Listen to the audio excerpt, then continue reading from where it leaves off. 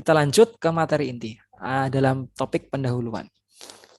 Oke, jadi tadi kita sudah survei ya sedikit-sedikit gitu ya tentang AI. Dan apabila Bapak Ibu guru pernah menonton film yang bertemakan tentang AI, pasti ya berkaitan dengan robot atau dengan teknologi gitu ya. Ada Terminator yang kalau musuhnya atau yang nembak itu dia bisa kembali lagi itu kan. Jadi kembali ke bentuk semula gitu. Kemudian ada Wall-E, ini anak-anak pasti suka ya. Dan di sini juga ada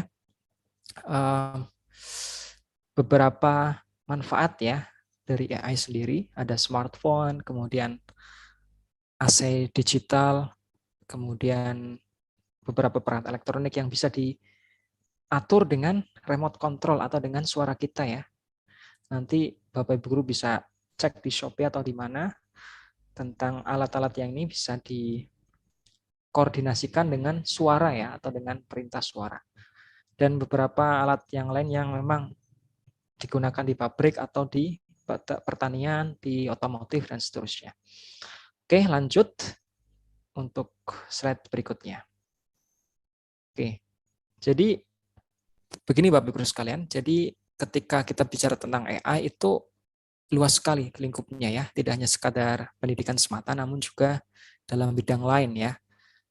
Kemudian apabila Bapak Ibu guru pernah mengikuti pelatihan saya yang di bulan September tentang pembuatan chatbot, pasti tidak terasa itu oh ternyata ada peran AI di situ ya, ada peran AI, ada peran bagaimana kita memberikan perintah ke mesin itu ya sehingga mesin itu atau chatbot itu bisa menjawab atau merespon dari user ya.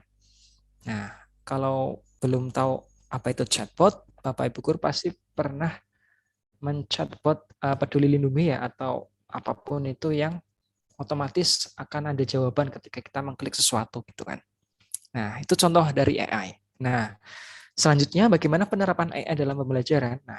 Nah, itu kita yang akan ulas ya, yang akan ulas dan yang akan kita bahas secara insya Allah lebih detail ya. Oke, lanjut. Nah, di sini saya akan mengulik sejarah singkat AI ya. Sejarah singkat AI dimulai dari tahun 1943 yang merupakan kreasi awal dari artificial neuron.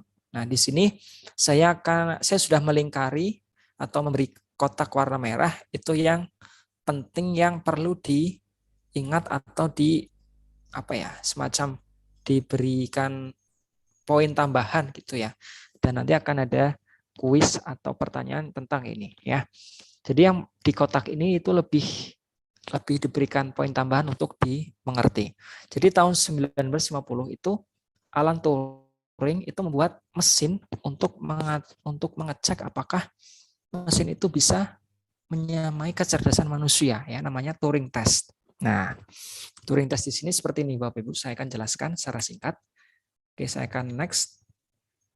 Nah, jadi di sini saya akan menampilkan tes Turing itu sendiri. Nah, tes Turing itu merupakan sebuah uji pada mesin untuk melihat tingkat kecerdasan mesin tersebut. Nah, jadi dulu sebelum ada aplikasi kayak Gojek atau aplikasi yang lain itu, dan sampai sekarang ini masih digunakan tes Turing untuk menguji apakah mesin atau aplikasi yang berbasis AI itu memang benar-benar cerdas ya. Jadi perlu diujikan tes Turing yang mana sampai sekarang masih digunakan.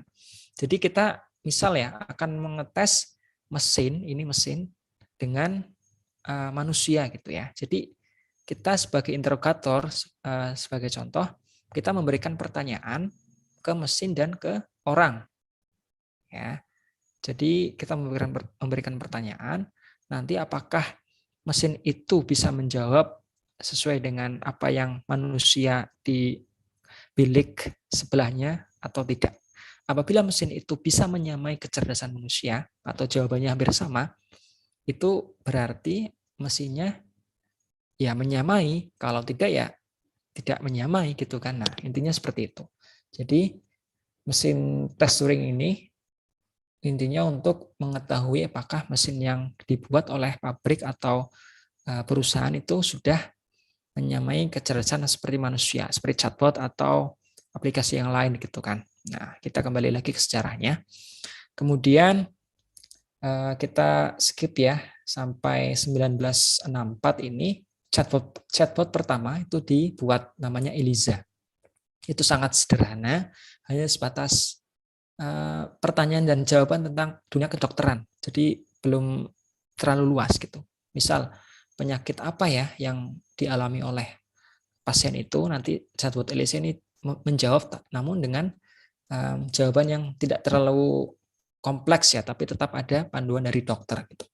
Kemudian, nah di sini 1995, first search engine uses natural language processing. Ini menggunakan bahasa pemrograman yang natural yang pertama.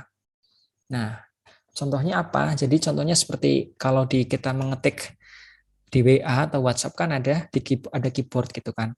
Ada keyboard, kita apabila ada kesalahan mengetik, itu akan otomatis memperbaiki secara sendiri. Dan itu salah satu contohnya. Kemudian contoh yang lain, ini saya akan tampilkan manfaat dari NLP atau Natural Language Processes. Ya, ini sebatas mengecek fake news atau hoax ya. Kemudian classifying emails. Jadi kalau kita dapat email itu AI-nya itu berperan. Jadi mana yang spam, mana yang tidak spam itu akan tersaring. Bapak Ibu guru pasti pernah mendapat email itu kan tiba-tiba kok di spam, kok di kotak pesan biasa. Nah, itu ada peran AI di situ. Jadi kalau misal emailnya itu terkesan ada penipuan atau apa, itu pasti akan masuk ke spam ya, atau yang berbau kejahatan pasti masuk ke spam. Saya sering mendapatkan email dari jurnal atau jurnal predator itu kan, itu masuk ke spam otomatis. Jadi sudah ada AI di situ di Gmail ya, atau di Yahoo Mail, sama aja. Dan terakhir tahun 97 itu komputer Deep Blue itu mengalahkan juara catur ya. Ini sangat terkenal beritanya di seluruh dunia. Jadi catur itu bisa dilombakan lewat robot dan manusia. Yang menang robot ya dulu tahun 97.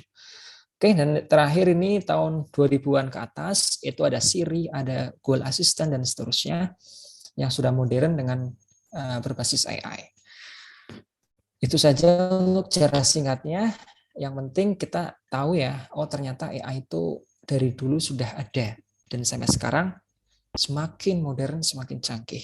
Dan kita tidak tahu apakah 100 tahun ke depan itu benar-benar sudah merajai dunia ini atau belum. Seperti di film-film ya, robot akan menggantikan manusia, kemudian akan mempekerjakan manusia, bukannya manusia mempekerjakan robot, tapi kemungkinan ya saya tidak tahu, atau barangkali prediksi saja robot akan mempekerjakan manusia, akan berkebalikan gitu ya. Tapi ya semoga tidak terjadi seperti itu ya. Kita doakan saja semoga tetap dalam konteks di bawah perintah manusia gitu ya, bukan diperintah oleh robot gitu kan kita.